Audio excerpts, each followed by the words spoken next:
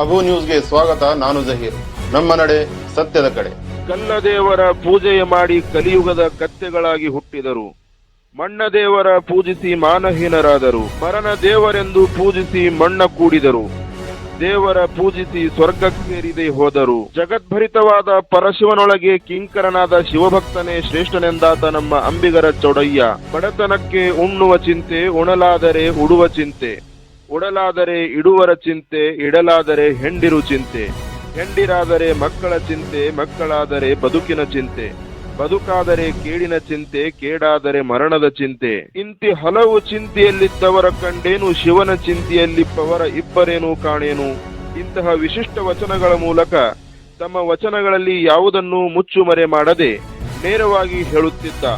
ಸಮಾಜದ ಢೋಂಗಿತನ ಮತ್ತು ಅನಾಚಾರಗಳನ್ನು ಕಂಡಾಗ ಅತ್ಯಂತ ಕಟುವಾಗಿ ಟೀಕಿಸುತ್ತಿದ್ದ. ಕೇವಲ ಬಾಹ್ಯ ಪೂಜೆ ಅಥವಾ ಆಚರಣೆಗಳಿಗಿಂತ ಮನಸ್ಸಿನ ಶುದ್ಧತೆ ಮುಖ್ಯ ಎಂದು ಪ್ರತಿಪಾದಿಸಿದ. ಅಂಬಿಗನ ವೃತ್ತಿಯನ್ನು ಮಾಡುತ್ತಲೇ ಆಧ್ಯಾತ್ಮಿಕ ಎತ್ತರಕ್ಕೇರಿದ. ಕಾಯಕದ ಮಹತ್ವವನ್ನು ಸಾರಿದ.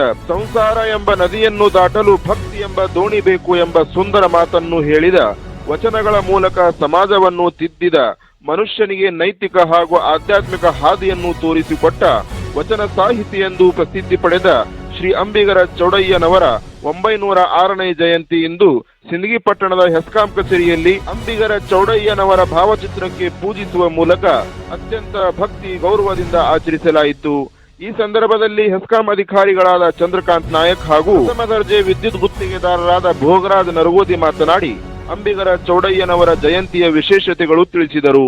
ಈ ಸಂದರ್ಭದಲ್ಲಿ ತಾಂತ್ರಿಕ ಸಹಾಯಕರಾದ ಪ್ರವೀಣ್ ಹಿರೇಮಠ್, ಶಾಖಾಧಿಕಾರಿಗಳಾದ ಹುಸೇನ್ ಮುಲ್ಲಾ, ಸೀನಿಯರ್ ಅಸಿಸ್ಟೆಂಟ್ ಪ್ರಕಾಶ್ ಪಡಶೆಟ್ಟಿ, ಗುತ್ತಿಗೆದಾರರಾದ ಚಂದ್ರಕಾಂತ್ ಬೂದಿಹಾಳ್, ಹುಸೇನ್ ತಾಂಬೋಳಿ, ಎಸ್ ಪಾಟೀಲ್, ಸೈಫನ್ ಮನಿಯಾರ್ ಹಾಗೂ ಇನ್ನಿತರ ಹೆಸ್ಕಾಂ ಸಿಬ್ಬಂದಿಗಳು ಹಾಗೂ ಗುತ್ತಿಗೆದಾರರು ಉಪಸ್ಥಿತರಿದ್ದರು.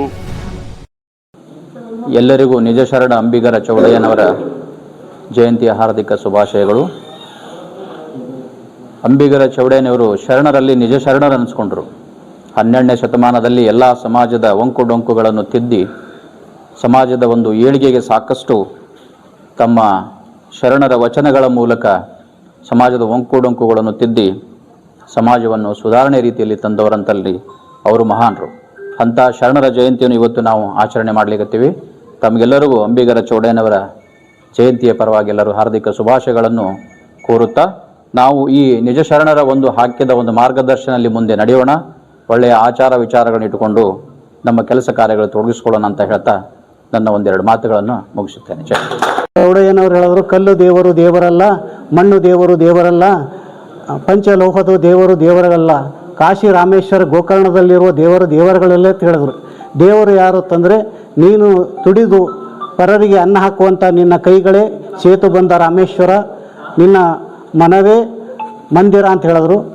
ಅದರಂತೆ ಮುಂದುವರೆದು ಬಸವಣ್ಣವರು ಕಾಯಕವೇ ಕೈಲಾಸ ಅಂತ ಹೇಳಿದ್ರು. ಯಾವಾಗ ನಮ್ಮ ಕಾಯಕವನ್ನು ನಿಷ್ಠೆಯಿಂದ ಮಾಡ್ತೀವಿ ಅದಕ್ಕೆ ಕಾಯಕವೇ ಕೈಲಾಸ ಅಂತ ಹೇಳಿದ್ರು. ಯಾವಾಗಲೂ ಪೂಜೆ ಪುನಸ್ಕಾರಗಳಿಂದ ಮುಕ್ತಿ ದೊರೆಯುವುದಿಲ್ಲ.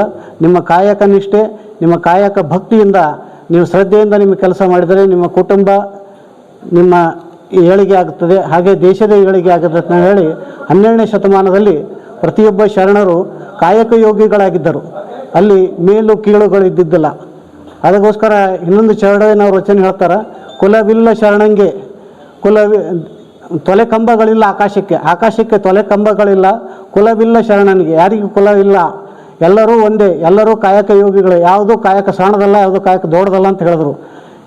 ಅದರಂತೆ ಎಲ್ಲ ಶರಣರು ಅದರಂತೆ ನಡ್ಕೊಂಡು ಕಾಯಕದಿಂದ ಮುಂದುವರೆದು ನಮಗೆ 21ನೇ ಶತಮಾನದಲ್ಲಿ ಕೂಡ ಅವರು ಆದರ್ಶಪ್ರಾಯವಾಗಿದ್ದಾರೆ.